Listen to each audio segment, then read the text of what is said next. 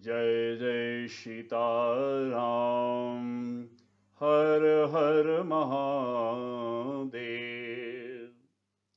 भगवान शंकर जी की अपार कृपा और उनकी प्रेरणा से आज आपके सामने भक्ति श्रृंखला का 23वां भाग प्रस्तुत करने जा रहा हूं, जिसका शीर्षक है मुस्लिम भक्त श्री हरिदास ठाकुर का पावन चरित्र। इसमें उनके नाम जप की अपार महिमा का वर्णन आपके सामने प्रस्तुत होगा। पहले संतों की महिमा। संत महिमा भगवान की प्राप्ति का एकमात्र साधन है संतों का संग। कबीरदास जी संतों की महिमा के विषय में और सत्संग की महिमा के विषय में कहते हैं, कबीर संगत साधु की जौ की भूसी खाए, खीर खाण भोजन मिले, साकत संग न जाए।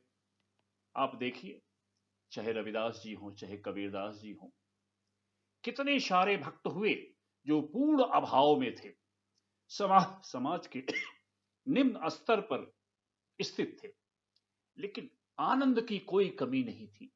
तो उनको यह आनंद मिला कि अभाव उन्होंने देखा नहीं, वो हमेशा अपने आप को संपन्न समझे, क्योंकि भगवान राम धन उनके पास उपलब्ध था। वो कहते हैं कि मुझे साधु संगत चाहिए, चाहे हमें जौ की भूसी खाने को मिले, निम्न से निम्न कोटि का भोजन मिले, और दुष्टों का संग, असंतों का संग, चाहे वहां पूरी खीर उत्तम से उत्तम प्रकार का भोजन मिले, लेकिन मैं उनके साथ किसी कंडीशन में नहीं जाना चाहता। इसी चीज को बाबा कहते हैं, जब संत मिलते हैं तभी भगवत दर्शन होता है। इसी विषय में बाबा तुलसी कहते हैं, भव सागर चाह पार जो पावा, राम कथा ता का दृढ़ नावा। राम कथा सुनने से हमें इस संसार भव सागर पार करने की नौका मिल जाती है।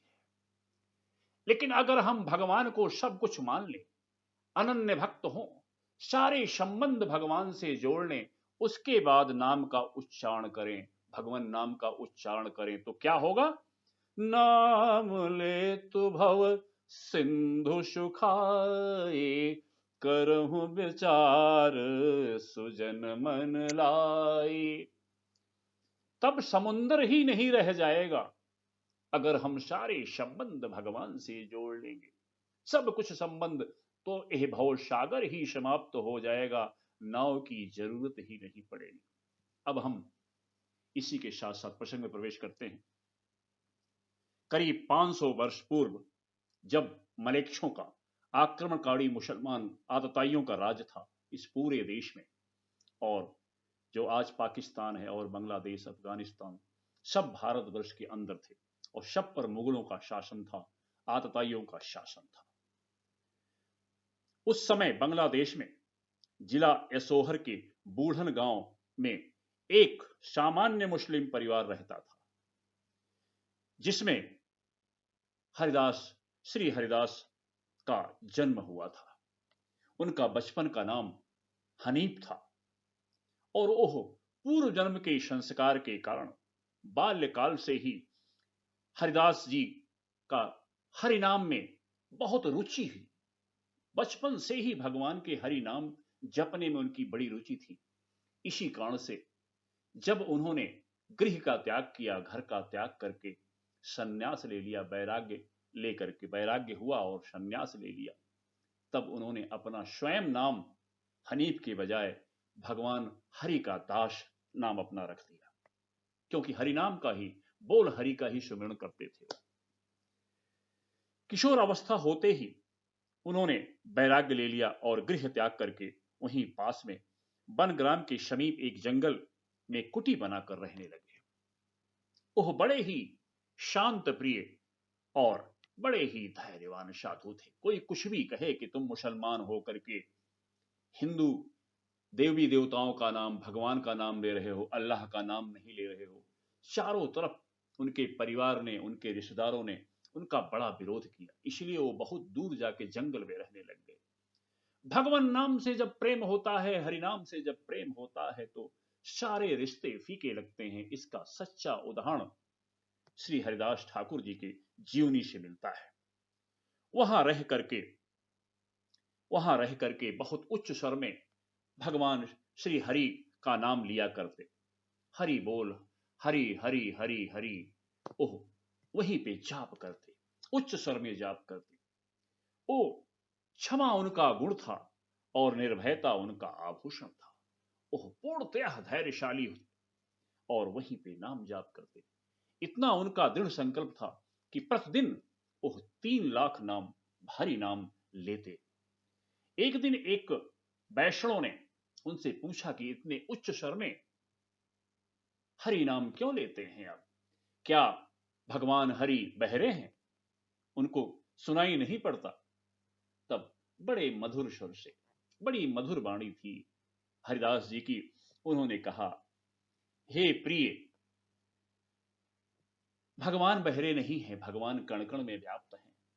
लेकिन मैं उच्च स्वर से जब बोलता हूं हरि नाम, तो यह पूरा वातावरण, जितने जीव जंतु कीटे कीट पतंगे हैं, इस वातावरण में सबका कल्याण होता है। और उनके जब यह हरि नाम उनके कानों में पड़ता है, तो निश्चित रूप से उनका भी कल्याण होगा और समय आने पर वो भी भवसागर से पार हो जाएंगे। मेरा उद्देश्य अपना भला करना नहीं है, बल्कि हरि नाम की इतनी ताकत है। हरि का नाम साधन नहीं है प्रिय मित्र, यह साध्य है। सब कुछ है, वेद पुराण ग्रंथ सारे भगवान के नाम में समाहित हैं। यह उनका दृढ़ विश्वास था, यही वो सिद्ध कर रहे थे। वह व्यक्ति बहुत संतुष्ट हुआ कि इनके अंदर परोपकार की भावना है। संत हृदय नवनीत समाना, इस प्रकार से चारों तरफ उनकी ख्याति फैल गई। बहुत से लोग उनके शिष्य बनकर हरि नाम का जप करने लगे और इनकी ख्यात से सारे मुसलमान जलने लगे। उनमें से एक जमींदार था, रहमत खां, जो उनकी साधना और कीर्ति का नाश करने के लिए एक बहुत गहरा षड्यंत्र रचा। क्योंकि वह जमींदार था और आप समझ सकते हैं कि उस समय, जिस समय मुस्लिम बादशाहों की सत्ता हो, दुष्टों की सत्ता हो, राक्षसों की सत्ता हो, उस समय भगवान का भक्त, वो भी जो मुस्लिम परिवार से आया हुआ है, उसकी क्या दशा होगी। लेकिन भगवान के नाम में इतनी निर्भयता है, इतना धैर्य मिलता है, इतनी शांति मिलती है, इतना आनंद मिलता है। इसका जीता जागता उदाहरण हरिदास ठाकुर जी के जीवन से मिलता है और जो हमें सीखना चाहिए। उसने योजना बनाई रहमत खान ने, और एक पूरे शहर की सबसे सुंदर 16 साल की वैश्या को बहुत सारा धन दिया और बोला कि सारे श्रृंगार करके तुम हरिदास के पास जाओ, वो ढोंगी है, उसकी साधना को भंग करो और उसकी कीर्ति को का नाश करो। उसके बाद मैं देखूंगा कि यह व्यक्ति इस प्रकार से। रहमत खान ने योजना बनाई। वैश्या क्या, उसको तो पैसा चाहिए। अपने शरीर पर, अपने सुंदरता पर अत्यंत गुमान था उस वैश्या को। ओहो, पूर्णिमा की रात को हरिदास ठाकुर जी के, हरिदास जी के आश्रम पे, कुटी पे पहुंची और चांदनी रात थी और उसने तुरंत निर्वस्त्र हो गई। हरिदास जी भगवान के ध्यान में, हरि नाम में, आप समझ सकते हैं कि 3 लाख जाप ओह करते थे। ओह जाप में इतने मग्न थे कि उनको एहसास ही नहीं हुआ कि कौन आया हुआ है और क्या चेष्टा कर रहा है। वो विभिन्न प्रकार के अंग प्रत्यंग प्रदर्शित करती रही, नाच गाने करती रही, मधुर मधुर गाना गाती रही, जिससे कि उनके अंदर काम भावना, काम विकार जगे। लेकिन भगवान के दास हैं, ब्रह्मांड मालिक के दास हैं, वह संरक्षण प्रदान करते हैं। वह जानते हैं कि दुष्ट आत्माएं निश्चित रूप से साधु महात्माओं को परेशान करने में नित्य लगी रहते हैं। इस प्रकार से पूरी रात भर उस वैश्या ने अनेक प्रकार की कुचेष्टाएं की, लेकिन हरिदास जी पर कोई असर नहीं पड़ा। प्रातः काल हुआ और वह अपने घर चली गई। पुनः दूसरे दिन फिर आई, फिर उसी प्रकार से निर्वस्त्र होकर के उनको लुभाने का प्रयास किया। फिर भी उनकी साधना में विघ्न नहीं पड़ने दी, वो असफल रही। तीसरी रात फिर यही क्रिया की। अंत में चौथी रात पुनः आई और पुनः वो कृत्य करके परेशान हो गई। और जब चौथी रात खत्म हुई, प्रातः काल हुआ, तब साधना से उसने वैश्या ने देखा कि भगवान के ध्यान में हरिदास जी इतने मग्न हैं कि उनकी अश्रुधारा बह रही है आंखों से, भगवान के ध्यान में आनंद में डूबे हुए हैं। लेकिन जब उनका ध्यान टूटा तो बोला, देवी आप कैसे आई, क्या प्रयोजन है, क्या काम है, आप बताओ, हमें आपका पता नहीं चला। ऐसे संत महात्मा, उनका नाश करने के लिए, उनकी तपस्या भंग करने के लिए वो आई है, लेकिन उदार हृदय संत कह रहे हैं कि देवी क्या काम है मुझसे, आप बताओ। बड़े प्रेम से बैठाया, ओह रोने लग गई वैश्या। भगवान के नाम का ऐसा जाप का प्रभाव उसके कान में पड़ता रहा। हरिनाम का जो उनका जाप था निरंतर, ओह उसके हृदय का परिवर्तन कर दिया। उसका हृदय पवित्र हो गया, अंतःकरण पवित्र हो गया उस वैश्या का। ओह रोने लग गई और सारी कथा, सारी कहानी, सारा षड्यंत्र का सारा राज हरिदास जी को बताया और रोने लग गई कि आप क्षमा करें महापुरुष, आप उच्च कोट के महात्मा हैं। हमने आपकी तपस्या भंग करने का प्रयास किया। अपने शरीर के गुमान में जो नश्वर है, जिसमें तरह तरह की बदबू, तरह तरह की गंदगी भरी हुई है, और एक समय के बाद यह नष्ट हो जाएगा। अब मुझे आपकी संगत का असर पड़ा है। और उनके चरणों में गिर करके रोने लग गई। कहा, हे महात्मा जी, अपने शरण में ले लीजिए, मुझे माफ करिए। सरल हृदय हरदास जी ने कोई भी अपना कुछ भी रोष व्यक्त नहीं किया, कुछ भी, बड़े ही साधारण, बड़े ही सामान्य ढंग से बोला। और फिर उस वैश्या को हरिदास जी ने नामदान प्रदान किया और कहा कि अब तुम इस कुटिया में रहो और यही भगवान का भजन करो। और उस कुटिया को छोड़ करके हरिदास जी वहां से चले गए। हरिदास जी वहां से चल करके शांतिपुर पहुंचे। और वह जो वैश्या थी, वो धीरे धीरे भगवान नाम जाप करते करते महाभक्ता बन गई। यह होता है साधु संगत में, साधुओं की संगत में दुष्ट से दुष्ट आत्मा आए, उसका भी कल्याण हो जाता है। इस प्रकार से हरदास जी वहां से चलकर शांतिपुर पहुंचे। वहां का शासक मुलुकपति नामक बादशाह था, जो बहुत ही दुष्ट था। आप समझ सकते हैं कि उसका फरमान था कि जैसे हो समस्त हिंदुओं को मुसलमान बनाओ, काटो, मारो, डराओ, संपत्ति छीनो, उनके यज्ञ को भंग करो, उनके पूजा पाठ को, उनके मंदिरों को तोड़ो, लेकिन सब हिंदुओं को मुसलमान बनाओ, ऐसा फरमान था। और यहां हरिदास जी तो स्वयं मुस्लिम परिवार के थे। और जब उसको पता चला कि एक मुसलमान व्यक्ति अब भगवान हरि का नाम लेता है, हरिदास नाम रख लिया है, हरि नाम लेता है, तब उसको कैसे बर्दाश्त होगा। कुछ मुसलमान शासकों ने बादशाह से शिकायत की। बादशाह के आदेश से उनको बंदी बना करके जेल में डाल दिया गया। फिर बादशाह ने उनको बुलाया, आराम से बैठाया उनको, बोला, आप मुसलमान हैं, आप दोबारा कलमा पढ़ लो, आपको मैं माफ कर दूंगा। हरिदास जी ने कहा कि आप मुझे क्या माफ करेंगे, मुझे आप बताओ, आप हिंदू को मुसलमान बना रहे हो, उसमें आपको कोई आपत्ति नहीं है। अगर एक मुसलमान हिंदू बन गया तो क्यों विरोध कर रहे हो। जब हिंदू को मुसलमान बनाते हो जबरदस्ती, तब तो आपको बड़ा प्रिय लगता है। इस बात को सुनकर के बादशाह मुलुकपति बहुत ही नाराज हुआ और उसने यह मुकदमा काजी के पास भेज दिया। काजी भी वहीं उपस्थित हुए और काजी उनसे भी ज्यादा दुष्ट था। उसने जब देखा कि किसी प्रकार से ओह इस्लाम धर्म में दोबारा आना नहीं चाहते, और बड़े ही दृढ़ संकल्प हैं।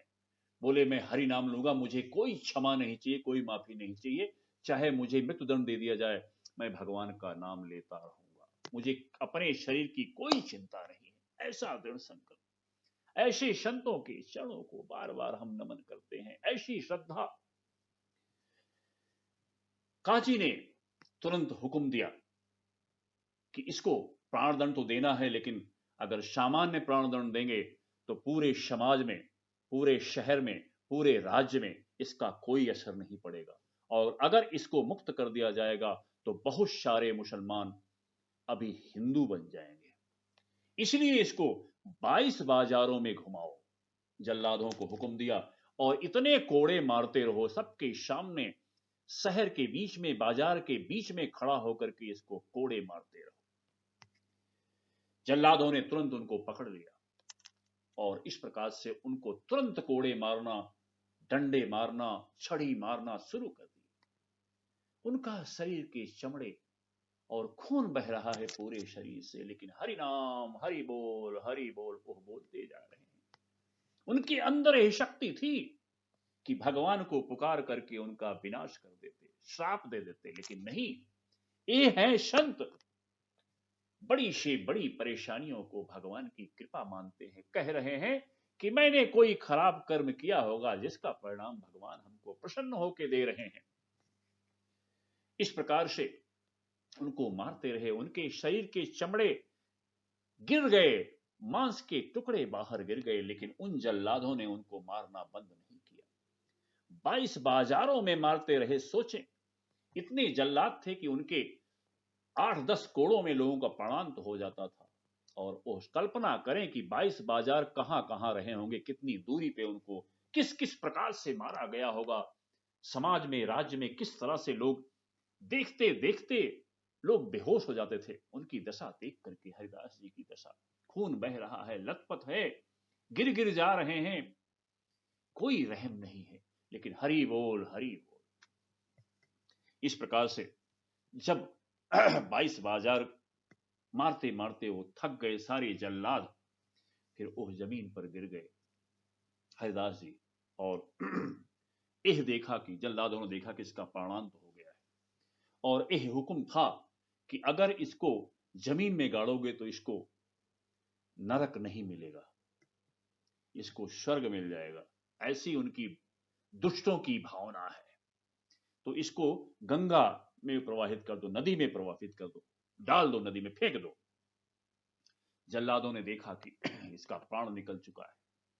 उन्होंने घसीटते हुए उनके शरीर को, लहूलुहान शरीर को, शरीर में जान नहीं है, और गंगा में ले जाकर के फेंक दिया। आप कल्पना करें गंगा की धारा उस समय कितनी विकट रही होगी, वो भी बांग्लादेश क्षेत्र में। फेंक दिया। भगवान की कृपा, मां गंगा ने उनकी रक्षा की, उनका प्राण, उनके अंदर दोबारा प्राण का संचार हो गया, और वहां से फुलिया गांव के तट पर वो जाके पहुंचे, उनका शरीर जाके लगा, और वहां पे वो जिंदा हो गए, और धीरे से उठ करके घाट पे आ गए, फुलिया घाट पर। यह समाचार पा करके वहां भीड़ लग गई, चारों तरफ जितने हिंदू लोग थे सब वहां पहुंच गए, और त्राहि त्राहि करने लगे उनकी दशा देख करके कि ऐसी श्रद्धा भगवान के पद की, इतना बड़ा दंड, महादंड, प्राण दंड उनको प्रदान किया गया, लेकिन उन्होंने सहज स्वीकार कर लिया। यह समाचार जब काजी और बादशाह को पता चला तो वहां से वो भागते भागते आए और उनसे क्षमा याचना करने लगे, क्योंकि उनको डर था कि ये बहुत उच्च कोटि का महात्मा है, इसलिए इसका कुछ नहीं बिगड़ा, इतने मारने के बाद भी, तो कहीं ऐसा ना हो ये श्राप दे दे और हमारा वंश नाश हो जाए। दुष्ट आत्मा है, वो क्षमा भी मांगते हैं, उसके पीछे उनकी चाल होती है। संत हैं, उन्होंने कहा मुझे कुछ हुआ ही नहीं, सब भगवान की इच्छा है, आप जाएं, आप स्वतंत्र होके जाएं, उनको विदा किया।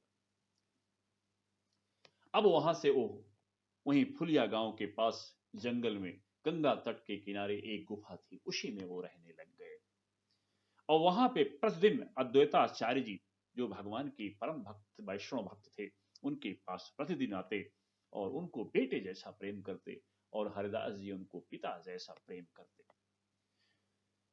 वहां पे चारों तरफ से उनको देखने के लिए लोगों की भीड़ आने लग गई, उनका दर्शन करने के लिए। और लेकिन वहां पे जब लोग आते तो सबको खुजली होती, उन सबके जो जो भी दर्शन करने आते उनके शरीर में खुजली शुरू हो जाती।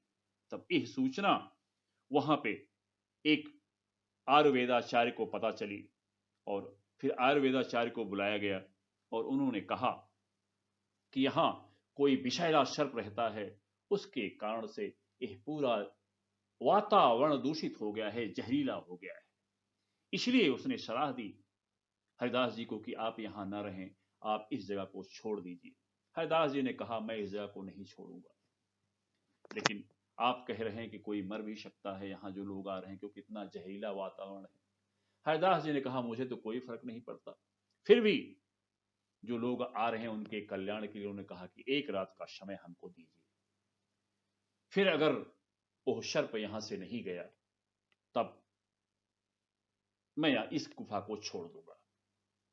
सबके सामने भगवत प्रेरणा से, उनके हरिनाम की प्रभाव से वो सर्प अपने स्थान से निकला, चारों तरफ उजाला हो गया, क्योंकि वो मणिधर सर्प था। और धीरे धीरे एक विशाल सर्प वहां से धीरे धीरे वहां से चला गया। सब लोग देख करके बड़े आश्चर्यचकित हुए। और इस प्रकार से संतों महात्माओं और समस्त वैष्णवों की भीड़ वहां प्रतिदिन आने लगी, और सबके साथ हरिदास जी हरि नाम कीर्तन करते, भगवान के नाम का गुणागान करते।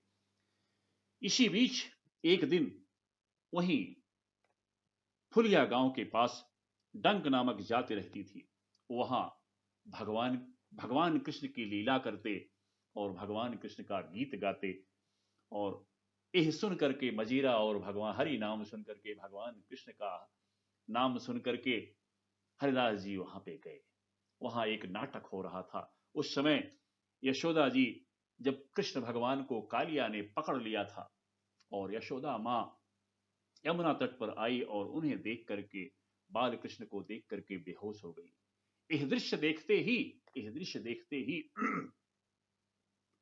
ओ उनके अंदर मूर्छा आ गई। वो तुरंत इस चीज को सह नहीं सके। उनको लगा कि मेरे भगवान ऐसे संकट में हैं, ऐसा विचार करके वो वहीं पे गिरे और भाव में अचेत हो गए। सब लोग भाग करके चले गए। डंक नामक जाति का जो सरदार था वो समझ गया कि ये महात्मा है, बहुत उच्च कोटि के भाव वाले महात्मा हैं। उनके पास गया और उनको जलपान कराया और उनके चरणों की धूल सब लोग लेने लग गए। चारों तरफ से उनके चरणों की धूल लेने लगे कि ऐसे उच्च कोटि के महात्मा यहां पधारे हैं। इस प्रकार से सब लोग उनका स्वागत करने लगे। उसी बीच में एक पंडित जी बैठे थे। उनको जलन हुई कि इस तरह से यह गिर गए और सब लोग इनकी चरण धूल ले रहे हैं। तो पाखंड में, दंभ में वो भी थोड़ी देर बाद जब यह लीला चल रही थी नाटक की, वो भी वहीं गिरे और बेहोश हो गए। लोग समझ गए कि यह दंभी है, मूर्ख है, इसको ईर्ष्या हो गई है हरिदास जी से। उनको वहां से उठा करके दूर जाके लिटा दिए। बोले तुम ढोंग कर रहे हो। इस प्रकार वो उठ करके बैठ गए। तो आप देखें संत महात्माओं के विषय में, जो भी संत महात्मा हैं उनकी क्या क्या दशा होती है। और इस प्रकार से समस्त विपत्तियों को वो आगे निकलते रहे, क्योंकि वो जानते थे, बाबा तुलसी के शब्दों में, कहा हनुमंत विपत्ति प्रभु सोई, जब तब सुमिरन भजन न होई। यह हरिदास जी जानते थे कि विपत्ति संसार में कोई नहीं है। विपत्ति तभी है जब भगवान के नाम का सुमिरन ना हो। ऐसी भावना वाले हरिदास जी के चरणों में हम बार बार नमन करते हैं। इस प्रकार से वहां पे पास में ही हिरण और गोवर्धन मजुमदार नामक बहुत धनी और जमींदार, बहुत उच्च कोट के जमींदार रहते थे। पंडित बलरामाचार्य उनके कुलगुरु थे। वो भी अद्वैताचार्य जी के साथ हरिराम दास की कुटी में आकर के सत्संग किया करते थे। गोवर्धन जी के पुत्र का नाम था रघुनाथ दास, जो ये सोचते कि मुझे ये हरि नाम करने का मौका कब मिलेगा। वो बालक थे, 5 साल के बालक थे, लेकिन उनके अंदर देखिए वही रघुनाथ दास जी महाप्रभु का सांग गौरांग महाप्रभु का संग पा करके बहुत उच्च कोटि के महात्मा बाद में बन गए। वही रघुनाथ दास जी का आगे बहुत उच्च कोटि के भक्त बने। पंडितों ने वहां पे जब एक दिन उनके यहां सब लोग, हरिदास जी भी उनके यहां गए, अद्वैताचार्य भी थे, बलरामाचार्य भी उनके यहां थे, और वहां सारे पंडित गण वहां इकट्ठा थे, विद्वान लोग, और चर्चा होने लगी। तब यही पूछा गया, उन सबके अंदर एक अहंकार था कि इतना वेद पुराण सारे ग्रंथों के ओह मर्मज्ञ हैं, सारे विधियों के मर्मज्ञ हैं, समस्त ज्ञान उनको प्राप्त है, इसका उन्हें दम्भ था। उनको ये नहीं मालूम था कि हरिनाम की क्या कीमत है, क्या महत्व है, क्या विशेषता है। तो प्रश्न किया कि हरिनाम में क्या ऐसी ताकत है, हरिदास जी से प्रश्न किया कि उससे समस्त विपत्तियां मुक्त हो सकती हैं, नाश हो सकता है और मोक्ष की प्राप्ति हो सकती है। तो हरिदास जी ने कहा कि हे विद्वानों, आप परम विद्वान हैं, मैं तो मूर्ख हूं, पढ़ा लिखा नहीं हूं, लेकिन जो मैं कह रहा हूं ये अपने अनुभव से कह रहा हूं कि यह जो नाम है ये समस्त वेद ग्रंथों का सार है। यह साधन नहीं है, यह साध्य है। यह मैं बड़े महत्व से, बड़े गर्व से, बड़े अनुभव के साथ कह रहा हूं। लेकिन वो लोग कहां मानने को तैयार थे। क्यों? विद्वत्ता अहंकार लाती है, कुल का अहंकार, विद्वान विद्वता का अहंकार, ये हम सबकी विशेषता है। हम रोज दर्शन इसका करते हैं।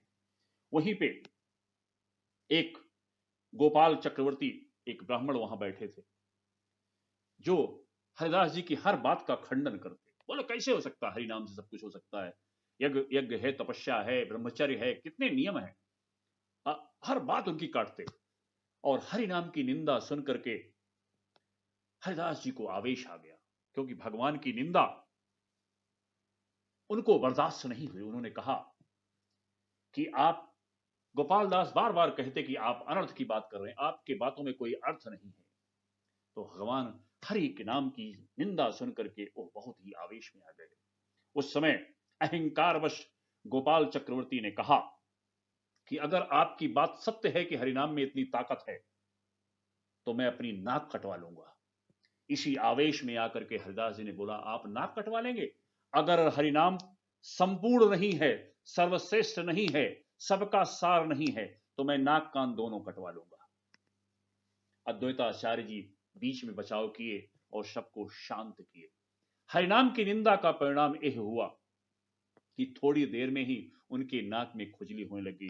बाद में उनको कोढ़ हो गया गोपाल चक्रवर्ती जी को, और उनकी नाक कट गई, गल करके गिर गई, जो बाद में गौरांग महाप्रभु की शरण लेने से उनको थोड़ा राहत हुई। हरि नाम की निंदा, हरि भक्तों की निंदा पूर्णतः नरक का पूर्ण रास्ता है, महानरक महापाप है। इसका परिणाम साफ साफ दिखाई पड़ा। उनकी नाक कट गई, नाक गल गई। जिस प्रकार वो नाक नाक कर रहे थे, नाक गल के गिर गई। अब बिना नाक के हो गए, साथ साथ पूरे शरीर में कोढ़ हो गया। इसीलिए संत महात्मा यह कहते हैं कि राम कथा के ते अधिकारी, जिनका सतसंगति अति प्यारी। राम कथा, भगवान के हरि नाम का जिक्र हर जगह नहीं करना चाहिए, नहीं तो हरि नाम की लोग निंदा करेंगे। इसलिए बहुत सतर्क रहना है भगवत भक्तों को कि जहां चाहे वहां इसका जिक्र ना करें। जहां भक्त हो, जहां सत्संग हो, वहीं भगवत चर्चा करें, जहां भगवत प्रेमी हो। बाद में इस प्रकार से हरिनाम का वर्णन करते हुए वहां से चले गए। और फिर जाकर के उसी समय हरिदास जी को पता चला कि भगवान श्री कृष्ण जो स्वामी चैतन्य महाप्रभु के रूप में विद्यमान हैं, वह नवदीप में आए हुए हैं और हरिनाम की पावन सुधा बरसा रहे हैं। हरिदास जी भी वहां पहुंच गए और महाप्रभु के सानिध्य में उनकी शरणागति प्राप्त की। वहीं पे महाप्रभु जी ने ही उनको हरिदास के नाम के साथ साथ ठाकुर जोड़ा, ठाकुर की उपाधि प्रदान की। ओह महाप्रभु के साथ रह करके बहुत दिनों तक हरिनाम करते रहे, बोल हरि का जाप करते रहे। हरे रामा हरे कृष्णा हरे रामा जाप करते हुए नगर नगर हरि कीर्तन करते रहे। बाद में चैतन्य महाप्रभु की आज्ञा से वह सन्यासी नित्यानंद के साथ जा करके नगर नगर हरि कीर्तन करते रहे, भगवान के नाम का कीर्तन, भगवान के नाम का महत्व का गान करते रहे। उसके बाद महाप्रभु जी के साथ में ओह जगन्नाथपुरी चले गए और वहीं महाप्रभु की आज्ञा से वहीं कुटिया बनाकर जीवन पर्यंत रहे।